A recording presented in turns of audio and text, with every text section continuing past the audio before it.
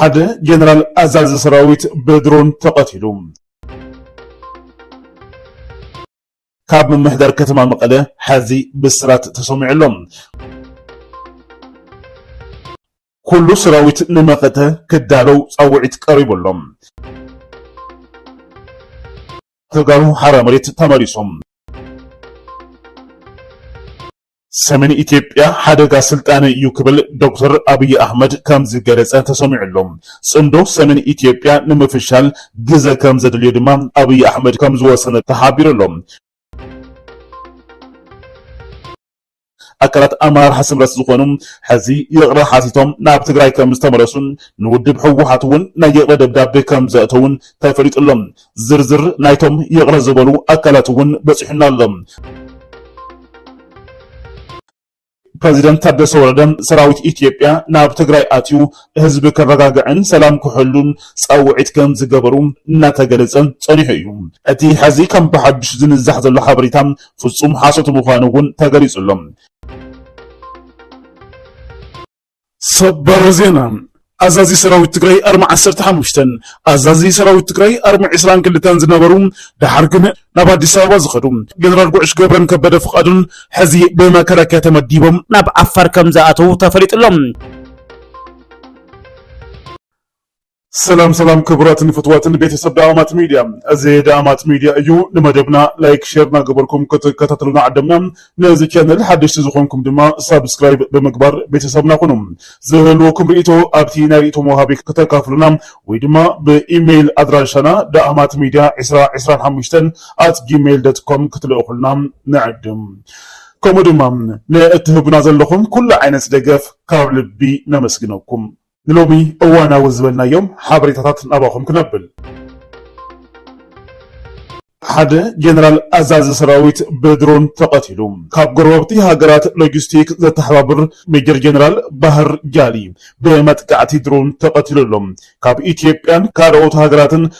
ISF أتكي بممرلاس زفلت جنرال كمز موتا سابساب سودان تريبون يرد سراويت سودان بزوصلو متقعتي درون لعلي تشعات وتهدراوي تشكركرتي كمزك أسألون أفيت أيوم أب دارفور ذات فزمزي متقعتي سراويت سودان دوباتو وحسن مكبر زي جمره متأنا سافح سريحة أكل مخانو صاب ميدياتات السودان يحبر أبي أحمد نو التهدرات RSF أبين شانغول غوموز أزوسا بزدالوم والتهدراوي كامب بقطتا أب كوينات السودان كم زساتف رويترز أقاليعيوم لعنوت والتهدراوي أمارها هميتي بأمريكا نعقب كم استقبر لهم دمام يفلت RSF أب السودان بزفت صمام سب أو قبنات زتفلالي هاجرات أوروبا معقب كم زقبر لون يذكر نابز قصل حابريتام كنحلف أبي أحمد أبلع لتقرأي زقبر زلو كل عينة عصوام حزب تقرأين منقص تقرأين بستواددهم نزي زوز اللو منقدي كحنصصو صاوعيت قريب اللهم بفلاي دمام أبي أحمد أبلع لتقرأي زقبر عصوام بمقصال بجت بمخلكال قوم دما ما هيا منقص سرحتنيا بمخلكال حزب تقرأي بفلاي دمام سرحتنيا منقص تقرأي اتا كاب إيدنا بأفزو خونة ما هيو تطعو مباراسي عيبهم أب كبيد شجر ودي قلهم منقص تقرأي نزي زخون مفتحي كدالو دمام صاوعيت قريب اللهم لا يوشتنا إيكونوماوي عقمي بمحيال أتي بسانكي ورحاو مهيا زي مخفالوم أب سرحتنيا منقصتن تقرقلاي حزبن زفت أرزالو كل مدياو قدآت مفتحي كنادي دمام صاوعيت قريب اللهم سلازي بفلاي أب منقص سرحتنيا قد إيمو زلو حزي بتعمل عبي زخونة سقاي عبي زخونة شجر منقص تقراي نازي مفتح زخون كل عينة ممارسات كإلش كم زقبو أيو صاوعيت قرب زلوم زلنا كله هافتي بفلاي دما أزيناي معادن هافتي زلوا تقراي نهزب تقراي أيقونن نخالقون كبزح زخيل عبي هافتي حزان هالي تقراي منقص سرحتنيا تتأميولو منقدي كفتر أي قبوون يزبهال زلوم كم ذكر أبز حلف صومن حلافي بيرو فاينانس تقراي ون دكتور محرت ون لذي زراغود مجلس ينهيبن تقراي نبعلا زخون عقمي اللوايم سلازي كاغوش أون كميك تخافل كم زلوام زتفلاريو ممارسات كم استقامت ينقريسن لذيذ مرح كوميتي ون تداليوم بفلاي دمام تقراي أب معدن زلوا هفتي كتتقام أو سياق تتقام نسرحتنيا نمنقص سرحتنيا ون كتخفل كم زقبقام توسينو ناب منقصقاس آتيلوم أزيد المام كسالت كم زقبقو يو زتفلالي وقنات تصوعي تزقرب زلوم مخنياتو منقصي إثيوبيا بعصوا بيلو بجت دو بيلو ندادي دو بيلو ባንክውን አድስኪሉ ህዝብ ትግራይ ኣብ ስቃይ ክነብር ክዳኸም ኢዱ ክህብ ይሰርሕ ዘሎ መንግስቲ ትግራይውን ኣብ ትግራይ ዘለዉ ውድባትውን ነዚ መፍትሒ ክኸውን ዝኽእል ኩሉ ዓይነት መማረፂ ክወስዱ ከም ዝግባእ እዮም ዝተፈላለዩ ምሁራት ዝገልጹ ዘለዉ። ናብ ዝቕፅል ሓበሬታ ክንሓልፍ። መቐለ ብስራት ተሰሚዑ ኣሎ። ንህዝቢ ከተማ መቐለ ተጠቀምቲ ትራንስፖርት ካብ ምምሕዳር ከተማ መቐለ ሓዚ ብስራት ተሰሚዑ ኣሎ። ኣብዚ ሕዚ እዋን ብሰንኪ ምውሳኽ ዋጋ ነዳዲ ኣብ መጓዓዝያ ኣጋጢሙ ዘሎ ፀገም ንምፍታሕ ብርትዓዊ ክፍሊት ናብ ከተማ ኣቲና ግልጋሎት መጓዓዝያ ክንህብ መንግስቲ ክፈቅደልና ይግባእ ክብሉ ኣመራርሓ ግሪን ሌጋሲ ማሕበር ኤሌክትሪክ ታክሲ ከተማ መቐለ ፃውዒት ኣቕሪቦም ኣሎም። ሓላፊት ቤት ፅሕፈት መንገድን ምምሕዳር መጓዓዝያን ከተማ መቐለ ወይዘሮ ሓያት ከድር ነዚ ኣመልኪትን ኣብ ዝሃባና መብርህ ድማ በዓል 3 እግሪ ተሽከርከርቲ ንከተማ ከይኣትዋ ብካቢኔ ምምሕዳር ከተማ መቐለ ተኣጊደን ምጽንሐን ብምዝኽኻር ኣብዚ ሕዚ እዋን ዘሎ ፀገም መጓዓዝያ ንምቅላል እቶም ማሕበራት ዘቕረብዎ ሕቶ ብምድማጽ ታሪፍ ኣውፂናን ፕሮፖዛል ቀሪጽናን ንካቢኔ ምምሕዳር ከተማ መቐለ ኣቕሪብና ኣለና ድሕሪ ምባል እቲ ካቢኔ ውሳነ ምስ ሃበ ድማ ናብ ስራሕ ንኽኣትዋ ዕላዊ መብርሂ ክንህብ ኢና ክብላ ገሊፀን ኣለዋ። ኣብ ህዝቢ ከተማ መቐለ ብፍላይ ካብ ናብን ኣብ ምንቅስቓስ ዓብዪ ሽግር እዩ ኣጋጢሙ ዘሎ። ትራንስፖርት ዳርጋ ብጣዕሚ ኣፀጋሚ ዝኾነሉ ኩነታት እዩ ኣጋጢሙ ዘሎ። ምስቲ እቲ ሓደ ምክንያት ዓለማዊ ኩነታት እዩ። ብፍላይ ኣሜሪካን እስራኤልን ኣብ ልዕሊ ኢራን ዝወሰዶ ስጉምቲ ስዒቦም ኣብ ዓለም ሙሉእ ናይ ነዳዲ ፀገም ኣጋጢሙሎም፣ ኣብ ትግራይ ድማ ብፍላይ መንግስቲ ኢትዮጵያ እናወሰዶ ዝፀንሐ ዕፅዋ እናወሰዶ ዝፀንሐ ክልከላ ስዒቡ ሕዚ ድማ ተባኢሱ እቲ ፀገም ዓብዪ ኮይኑሎም ህዝቢ ከተማ መቐለ እውን ካብ ናብን ክንቀሳቀስ ኣይከኣለን፣ ስርሑ ክሰርሕ ኣይከኣለን፣ ሰራሕተኛ መንግስቲ እውን ናብ ስርሑ ኣትዩ ክሰርሕ ኣይከኣለን፣ ነጋዳይ እውን ብሰዓቱ ክነግድ ኣይከኣለን። ስለዚ ኩሉ ኣብ ከተማ መቐለ ዝንቀሳቀስ ህዝብና ኣብ ብጣዕሚ ኣሸጋሪ ኩነታት እዩ ዝርከብ፣ ብፍላይ ናይ ትራንስፖርት ጉዳይ ማለት እዩ። ነዚ ድማ መፍትሒ ክግበረሉ ምንቅስቃስ ከም ዝተጀመረ እየን እተን ሓላፊት ገሊፀን ዘለዋ። ስለዚ እዚ እውን ሓደ መፍትሒ ንህዝቢ ከተማ መቐለ ክኸውን እዩ ተባሂሉ እዩ ትፅቢት ዝግበር። ናብ ዝቕፅል ሓበሬታ ክንሓልፍ። ዝኸበርኩም ቤተሰብ ዳኣመቱ ሚድያ ዘተ ሰራዊት ትግራይ ስታፍ ግንባር ደቡብ ኩሉ ሰራዊት ንመኸተ ክዳለው ፃውዒት ቀሪቦሎም። ካብ መኸተን ቃልስን ወፃእ ዝረጋገፀ ህልውና ህዝቢ ትግራይ የለን ዝብል ጽኑዕ ህዝባዊ ኣመር ኣትዒቱ ኣብ ጭቡጥ ወድዓዊ ኩነታት ዓዱን ከባቢኡን ዘትየሎም። እዚ መድረኽ ፍሉይ ዝገብሮ ሉዓላዊ ግዝኣታዊ ሓድነት ትግራይ ኣብ ዘይተረጋገፀሉ ዳግም ስርዓት ብልፅግና ውዕሊ ፕሪቶርያ ንጎኒ ገሪፉ ትግራይ ንምጥፋእ ወተሃደራዊ ምቅራባት ኣብ ዝገብረሉ እዋን ብምዃኑ ግድን ክግበር ዘለዎን ዝነበሮን ህዝቢ ትግራይ ናይ ምድሓን ምክክር መድረኽ እዩ ነይሩ። ስርዓት ብልፅግና ኩሎም ጠለባትን ሕቶታትን ህዝቢ ትግራይ ኣንፂኡ መማረፂ ኩናት ጥራሕ እዩ ፈሪድሉ ዘሎ። ስለዚ ከም ሰራዊት ትግራይ ግንባር ደቡብ ስታፍ ድማ ኣብ ጉዳይ ህልውንኡን ዘላቕ ረብሓ ዓዱን ህዝቡን ከመይ ይረጋገፅ ዝብል ብዕምቆት መኺሩሎም። ኣብቲ መድረኽ ተረኺቡ መልእኽቲ ዘሕለፈ ኣባል ላዕለዋይ ኣመራርሓ ሰራዊት ትግራይ ተጋዳላይ ተስፋይ ደራ ፀላእትና ሕዚ እውን ከምቲ ማሊ ህዝቢ ትግራይ ንምምርካኽን ካብ ምድረ ገጽ ንምጥፋእን ዝግበር ሽርሒ ደው ንምባል ሓድነትና እንረጋገፀሉን ፀኒዕና ኣብ ሽኻል ህዝባዊ መኸተ ጠጠው ኢልና ብምግዳል ህዝብና ንምድሓን ሻማሻማ እንብለሉ እዋን ምዃኑ ኣገንዚቡሎም። ኣብ ልዕሊ ህዝቢ ትግራይ ቀቢላዊ ኣተሓሳስባን ኣረኣያን ክነግስ ብምግባር ህዝቢ ንምክፍፋል ዝግበር ስትራቴጂካዊ ሽርሒ ውሽጣውን ግዳማውን ፀላእቲ ምዃኑ ብምግንዛብ ነቂሕና ክንቀርስ ከም ዝግባእ እውን ኣብቲ መድረኽ ድምዳመ ተበፂሑሉ ኣሎ። ኣብ መወዳእታ ኩሉ ኣባልን ኣመራርሓን ተጋዳላይ ስታፍ ግንባር ደቡብ መኸተ ትግራይ ንምዕዋት ብፅንዓትን ህዝባዊ ውፍይነትን ከም ዝጋደል ድማ ኣረጋጊጹሎም። ካብ መኸተን ቃልስን ወፃእ ዝረጋገፀ ህልውና ህዝቢ ትግራይ ከም ዘየለ ብዕሊ ተረጋጊሙ ዝተገለጸ ሓቂ እዩ። ንሕበር ንስመር ንምከር ከም ህዝቢ ድማ ህልውናና መሊኡ ክረጋገጽ እዩ። ዓወት ንትግራይ ዝኽርን ክብርን ንጀጋኑና። ናብ ዝቕፅል ሓበሬታ ክንሓልፍ። ሰሜን ኢትዮጵያ ሓደጋ ስልጣነ እዩ ክብል ዶክተር አብይ አሕመድ ከም ዝገለጸ ተሰሚዑሎም። ጽምዶ ሰሜን ኢትዮጵያ ንምፍሻል ግዘ ከም ዘድልዮ ድማ አብይ አሕመድ ከም ዝወሰነ ተሓቢሩሎም። ዩናይትድ አረብ ኤምሬት መሸመቲ ግዜ ኢትዮጵያን ኤርትራን ከተታረቕ ምዃና እውን እቲ ሓበሬታ ገሊጹሎም። ኣብ ኤምራት መገሻ ዝጸንሐ ዶክተር አብይ አሕመድ ሓገዝ ቴክኖሎጂን ኣጽዋርን ከም ዘለዎ ኮይኑ ናይ ሰሜን ኢትዮጵያ ጽምዶ ንምፍሻል መናውሕን መራግሕን ግዜ ከም ዘድልዮ አብይ አሕመድ ንዓረብ ኤምሬት ሓቲቶሎም። ሓይልታት ሰሜን ሓደጋ ስልጣነ እዮም ኢሉ ዝገምገመ ዶክተር አብይ አሕመድ ነዚ ጽምዶን ልፍንትን ንምፍሻል ድማ ከም ቀንዲ ንኤርትራ ብልዝብ ምትዕራቅ ንፋኖ ፈሊኻ ብምውቃዕ ንተጋሩ ድማ ብዝተለመደ ፖለቲካዊ ብምትላል ክሳዕ ፖለቲካ ምብራቅ ኣፍሪካ ዝፈሊ ግዘ ምሽማት ከም ዘድልን ክሳዕትሉ መጥቃዕቲ ዝፍጸም ብሜላ ንጽምዶ ብምብታን ድሌት ሓይልታት ሰሜን ክበታተኑን ሓይሎም ክባኽንን ምስራሕ የድሊ ክብል ዶክተር አብይ አሕመድ ይሰርሐሉ ከም ዘሎም ምንጭታትና ካብ አዲስ አበባ ሓቢሮም ከም እምነት ዳኣማት ሚድያ እማን ሓይልታት ሰሜን ማለት ፋኖ ቲዲኤፍ ኤርትራ በሓባር ጽምዶ እንተፈጢሮም ንመንግስቲ ፌደራል ብምእላይ 4 ኪሎ ኣብ ዝሓፀረ እዋን ክቆጻጸሩ ይኽእሉ እዮም። በአንጻሩ ጽምዶ ዘይምእዝኑን ዘይትልሙን እንተኾይኑ ኣብ ልዕሊ ብሔረ ትግራይ ናይ ውርደት ዘመን ክኸውን ከም ዝኽእል እውን ይግመት። ጽምዶ ሕማም ርእሲ 4 ኪሎ ከም ዝኾነን ዛጊድ ኩናት ንዘይምውላዕ መጻንሒ ውልቀ ፖለቲካዊ ምብራቕ ኣፍሪካ ከም ዝኾነ ተንተንቲ ይገልጹ። ናብ ዝቕጽል ሓበሬታ ክንሓልፍ 16 ዕጡቋት ተጋሩ ሓራ መሬት ተመሪሶም ኣብ ዓፋር ካልዋን ዝነበሩ 16 ዕጡቋት ተጋሩ ሎማዓንቲ ትግራይ ኣትዮም ኣለዉ። ተበታቲኖም ብዝተፈላለየ ኣንፈት ዝኣተዉ ተጋሩ ብቲዲኤፍ ሰናይ ኣቀባብላ ተገይሩሎም ኣሎ። 6 ምልሻታት ራያ እውን ገዝኦም ከም ዝኣተዉ ተፈሊጡሎም ሽርሕ ብልጽግና ዝረድኦም ተጋሩ ናብ ገዝኦም ምእታው ቀጺሎም ኣለዉ። እናተበታተኑ ገዝኦም ዝተመለሱ ብዙሓት ምዃኖም እውን እዩ ዝግለጽ ዘሎም። ኣብ ላዕሎት ኣመራርሓ ውድብ ስምረት እውን ሓዱሽ ነገር ከም ዘሎ ተሰሚዑሎም ብፍላይ ድማ ኣባል ኣመራርሓ ህወሓት ዝነበሩ ተሓርግና ብዝነበረ ኣፈላላይ ተፈንጭሎም ውድብ ስምረት ብዝብል ኣጣይሾም ዝነበሩ ኣካላት ኣመራርሓ ስምረት ዝኾኑ ሕዚ ይቕረ ሓቲቶም ናብ ትግራይ ከም ዝተመለሱን ንውድብ ህወሓት እውን ናይ ይቕረ ደብዳቤ ከም ዘእተውን ተፈሊጡሎም። ናብ ዝቕጽል ሓበሬታ ክንሓልፍ ሰበር ዜና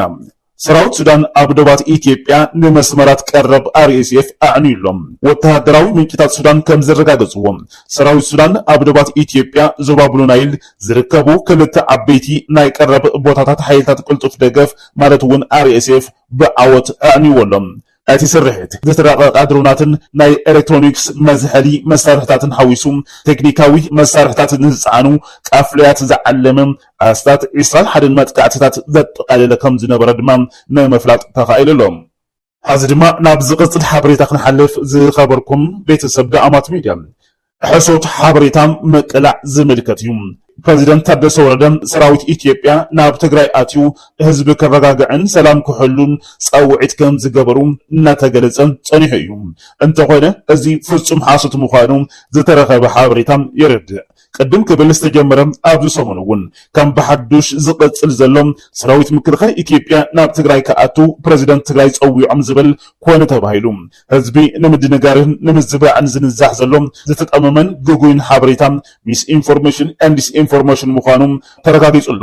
እቲ ሕዚ ከም ብሓዱሽ ዝንዛሕ ዘሎ ሓበሬታ ፍጹም ሓሶት ምዃኑ እውን ተገሊጹሎ። ቅድም ክብል ግዛዊ ምምሕዳር ትግራይ ኣብዚ ጉዳይ ግቡእ መብሪ ሂቡሉ ከም ዝነበረ ዝገለጹ ምንጭታትና ሕዚ እውን እቲ ዝበለየ ስልቶም እዮም ዝቕጽሉ ዘለዉ ዝበሉ ፍልፍላትና ዝንዛሕ ዘሎ ሓበሬታ ናይ ሓሶት ወረን ዝተጣመመን ምዃኑ እውን ተገሊጹሎም። ብመሰረቱ ሕብረተሰብ ካብ ኣጀንድኡ ንኽወፅእ ኣካል ናይቲ ኮነ ኢልካ ዝግበር ናይ ምዝባዕ ስትራቴጂ ስልቲ ስለ ዝኾነ ንከምዚ ዓይነት ስልቲ ምውዛዕ ዝተጣመመን ግጉይን ሓበሬታ ክደናገርን እዝኒ ክህብን ከም ዘይብሉ እውን ተገሊጹሎም። ናብ ዝቕጽል ሓበሬታ ክንሓልፍ ዝኸበርኩም ቤተሰብ ዳኣማት ሚድያ ሕዚ ድማ ሓደ ሓበሬታ ናባኹም ክነብል ኣብ ቀረባ መዓልታት ኩላትና እውን ከም ንዝክሮ ካብ ትግራይ ናብ ኣዲስ ኣበባ ዝኸዱ ነበር ኣዘዝቲ ሰራዊት ትግራይ ዝነበሩ ጀነራል ጉዕሽ ገብረ ሓዊሱ ብርክት ዝበሉ ኣዘዝቲ ሰራዊት ትግራይ ገሊኦም ናብ ሓራ መሬት ኢሎም ዝጽውዕዎ ናብ ዓፋር ከባቢ ተመዲቦም ከም ዝኸዱ ተገሊጹሎም። እቲ ዝመደቦም ድማ ሰራዊት ትግራይ ዘይኮነስ እቲ ጽላይኦም እቲ ንዕኦም ከጥፍእ ንሳቶም ድማ ኣይተጥፍአናን ኢሎም ንልዕሊ 3 ዓመት ቃልሲ ዘካየድሉ ስርዓት ብልጽግና እዩ ኣሰማሪዎም ዘሎም ናብ ዓፋር። ብጣዕሚ ዘሕዝን ብጣዕሚ እውን ንመስምዑ ዘሐምም ዜና እዩ ዜና እዚ። እዞም ጀጋኑ እዚኣቶም እዞም ትማሊ ጸላእቲ ረሪ ዘበሉ ሻዕብያ ናብ ትግራይ ናብ ዓዲግራት ከይኣቱ ብፍላይ ድማ ውዕሊ ፕሪቶሪያ ክፍረም ከሎ ናብ ዓዲግራት ንኸኣቱ ዝገበሮም ብጣዕሚ ከቢድ ዝኾነ ኩናት ሓያል ዝኾነ ቃልሲ ዝገበረ ነዚ ኣብኡ ዝነበረ ሰራዊት ትግራይ መሪሑ ተኣምር ዘበለ ውዕሊ ፕሪቶሪያ እውን ክፍረም ዝገበረ ኣብ ልዕሊ ጸላእቲ ኣብ ልዕሊ ብልጽግና እውን ሓያል ውቅዒት ዘዕርፉ ዝነበሩ ኣዘዝቲ ሰራዊት ትግራይ ዝነበሩ ሕዚ ግን ምስ ሰራዊት ትግራይ ኣፈላላይ ኣለና እዩ ምስቶም ካብ ኮር ንላዕሊ ኢሎም ዝጽውዕዎም ዝወሰንዎ ውሳነ እውን ኣይንቕበልን ብምባል ናብ ኣዲስ ኣበባ ዝኸዱ ኣዘዝቲ ሰራዊት ትግራይ ዝነበሩ ኣለው ኩላትና እውን ንዝክሮም ኢና ሕዝን በኣር ተሰሚዑ ዘሎ ሓበሬታ ብጣዕሚ መደንገጽ እዩ ብልጽግና ስርዓት ኢትዮጵያ መከላከያ ናይ ኢትዮጵያ ናብ ዓፋር መዲብዎም ከም ዘሎ እዩ ተገሊጹ ዘሎ ነቲ ኣብ ዓፋር ሓራ መሬት ብዝብል ሽም ዝንቀሳቀስ ዘሎ ዕጡቕ ሓይሊ ናይ ተጋሩ ንዖኦም ክመርሑ ከምኡ ድማ ምስ ትግራይ ዝግበር ምስ ሰራዊት ትግራይ ዝግበር ሰራዊት ትግራይ ህዝበይ ይመለስ ኢሉ ዝተወረረ መሬተይ ይመለስ ኢሉ ንዝገብሮ ምንቅስቃስ ዕንቅፋት ክኾኑ ተተኻኢሉ እውን መጥቃዕቲ ክፍጽሙ ሕዚ ብጸላእቲ ብብልጽግና ተመዲቦም ናብ ዓፋር ኣትዮም ኣለዉ መከላከያ እውን ክመርሑ እዮም ተባሂሉ ኣሎ ከምኡ ድማ ኣብ ሓራ መሬት እናበሉ ዝጽውዕዎም ዘለዉ ዕጡቃት ተጋሩ እውን ክመርሑ ከተሓብሩ ምዃኖም እዩ እናተገለጸ ዝርከብ ምስ ጀነራል ወድን ጥሩ እውን ሕብረት ፈጺሞም ከም ዘለዉ እዩ ተገሊጹ ዘሎ እቶም ሕዚ ብግልጺ ናብ ዓፋር ተላኢኾም ዘለዉ ኣዘዝቲ ተባሂሎም ተመዲቦም ዘለዉ ትማሊ ተኣምር ዝሰርሑ ጀጋኑ ተጋሩ ዝነበሩ ሕዚ ግን ብዝገርም ምኽንያት ብዝሕዝን መንገዲ ናይ ጸላእቲ መገልገልቲ ኮይኖም ናብ ዓፋር ኣትዮም ዘለዉ ሓደ ጀነራል ጉዕሽ ገብረ እዩ እቲ ካልኣይ ድማ ከበደ ፍቓዱ ናይ TDF ኣርሚ 22 ኣዛዚ ዝነበረ እዩ ብጣዕሚ ዝሕዝን እዩ እቶም ካልኦት እውን ብልክዕ ናብ ካሊእ ከባቢ ተመዲቦም እዮም ማለት እዩ ሕዚ ዝረኸብናዮ ሓበሬታ ግን ናብ ዓፋር ኣትዮም ዘለዉ ክልቲኦም ኣዘዝቲ ሰራዊት ኮይኖም ናብ ዓፋር ከም ዝተመደቡ ናብ ሓራ መሬት ኢሎም ዝፅውዕዎም ናብ ግንባር ዓፋር ተመዲቦም ከም ዘለዉ ብፍላይ ጸላኢ ኩላትና እውን ከም ንስታውሶ ኩላትና እውን ከም ንከታተሎ ሕዚ ዝገብሮ ዘሎ ምንቅስቃስ እቲ ዋና ሓይሉ ብግንባር ደቡብ ከምኡ ድማ ብግንባር ምዕራብ እዩ ኣሰሊፍዎ ዘሎ ብጣዕሚ ብርክት ዝበለ ልዕሊ 6 እዝ እግረኛ ሰራዊት ብልጽግና እዩ ናብ ግንባር ተጸጊዑ ዘሎ ከምኡ ድማ ልዕሊ 4 እዝ ሜካናይዝድ ሓይሊ ናብ ግንባር ተጸጊዑ ኣሎ በግንባር ደቡብን በግንባር ምዕራብን ማለት እዩ ህዝቢ ትግራይ ናብ መሬቱ ከይምለስ ዝተመዛበለ ህዝብና ናብ መረበቱ ከይምለስ ዝተወረረ መሬትና ናብ በዓል ዋንኡ ህዝቢ ትግራይ ከይምለስ ኣጥቢቆም ይሰርሑ ከም ዘለዉ ዘመላኽት እዩ እቲ ብጣዕሚ ዝሕዝን ቅድሚ ሰሙናት ኣቢሉ ብጸለምቲ ተፈጢሩ ዝነበረ ግጭት ኣብ መንጎ ሰራዊት ትግራይን ኣብ መንጎ ናይ ኢትዮጵያ መከላከያ ሓይልን ብጣዕሚ ዝገርም ሰራዊት ትግራይ ዝነበሮ ምድላው ኩላትና ንዝክሮ ኢና ሰራዊት ትግራይ መሬተይ ይመለስ ዝብል ሕቶ እዩ እናሕተተ ነይሩ እንተኾነ ግን መጥቃዕቲ እዮም ከፊቶምሉ ሰራዊት ትግራይ ንዝተኸፈተሉ መጥቃዕቲን ትከላኸል ድማ እቶም ሓራ መሬት ኢሎም ዝንቀሳቀሱ ዘለዉ ዕጡቃት ተጋሩ ናይ ብልጽግና መሳርሒ ኮይኖም ዘለዉ ዕጡቃት ተጋሩ ሰራዊት ትግራይ ናብ መሬት ትግራይ ከኣቱ የብሉን ብወረርቲ እዩ ክትሓዝ ዘለዎ ብጸላእቲ እዩ ክትሓዝ ዘለዎም ኢሎም እዮም ነቶም ሰራዊት ትግራይ ክወቅዕዎም ክኢሎም ብጣዕሚ ዝሕዝን ማለት እዩ ብጣዕሚ ዝሕፍር ታሪክ ተፈጺሙ ብጣዕሚ ዝሕዝን ጸላእቲ ሰራሖም እዮም ዝሰርሑ ዘለዉ ግድን እዩ ዝተመዛበለ ህዝብና ክምለስ ኣይደልዩን ዝተወረረ መሬትና እውን ክምልስዎ ኣይደልዩን እቶም ናሃቶም መገልገልቲ ኮይኖም ዘለዉ ተጋሩ ዝበሃሉ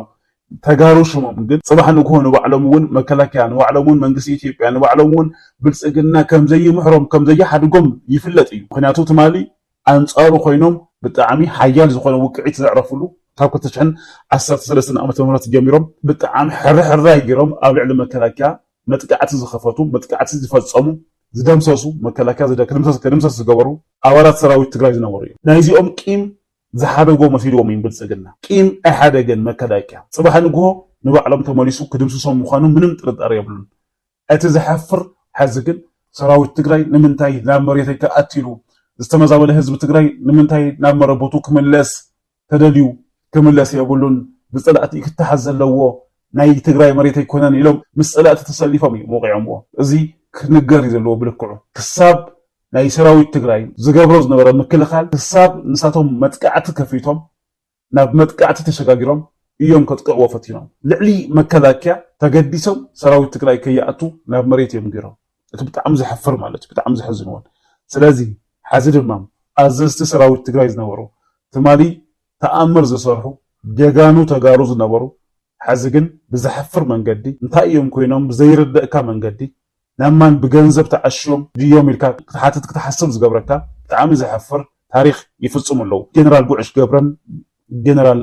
ከበደ ፍቓዱን ሕዚ ናብ ዓፋር ተመዲቦም ኣለዉ እዚ ጥሉል ሓበሬታ በፂሕና ኣሎ ብጣዕሚ ዝሕዝን እዩ ናብ ዓፋር ኣትዮም ምንቅስቃስ ጀሚሮም ኣለዉ ብኡ ዘሎ መከላከያ እውን ክሕግዙ ክመርሑ ምዃኖም ተገሊጹሎም ኣብኡ ዘለዉ ሓራ መሬት እናበሉ ዝንቀሳቀሱ ዘለዉ ዕጡቃት ተጋሩ እውን ንዕኦም ክመርሑ ምዃኖም እውን እዩ ተገሊጹ ዘሎም ብጣዕሚ ዝሕፍር እዩ ዝኸበርኩም ቤተሰብ ዳኣማት ሚድያ እስኪ ኣብዚ ጉዳይ እዚ ዘለኩም ርእቶ ኣብዚ ጉዳይ እዚ ዘለኩም ሓሳብ እስኪ ኣብ ኮሜንት ኣካፍሉና ኣብቲ መዋሃቢ ሓሳብ እስኪ ኣካፍሉና ናይ ብሓቂ እዚኣቶም ትክክለኛ ስራሕ ድዮም ዝሰርሑ ዘለዉ እስኪ ዘለኩም ርእቶ ኣካፍሉና ህዝቢ ትግራይ ናብ መሬቱ ክምለስ የብሉን ዝተወረረ መሬትና ናብ ባዕሉ ዋንኡ ክምለስ የብሉን እዚ ዝሓትት ዘሎ ሰራዊት ትግራይ ክምለስ ኣለዎ ህዝብና ክምለስ ኣለዎ መሬትና ግዛኣትና እዩ ዝብል ዘሎ ስለዚ እዚ ሕቶ እዚ ከመይ ገይሩ እዩ ጌጋ ኮይኑ ብናይ ባዕሉ ብናይ ተጋሩ ዝበሃሉ ዕጡቃት እውን እንተይተረፈ ክምከት ወይ ክውቃዕ ዝግበር ዘሎ እዚ እስኪ ሓሳብኩም ኣካፍሉና ዝኸበርኩም ቤተሰብ ዳኣማት ሚድያ ፈትዋትን ክቡራትን ቤተሰብ ዳኣማት ሚድያ ሳብ ሕዚ ንዝነበረኩም ጸኒሒት ካብ ልብና መስግን ብቐጻሊ ብኻሊእ ሓበሬታ ክንራኸብ ኢና ክሳብ ሽዑ ግን ሰላምን ጥዕናን ተመኒና ሰላምን ረህዋን ንህዝቢ ትግራይ ዓወት ንሰራዊት ትግራይ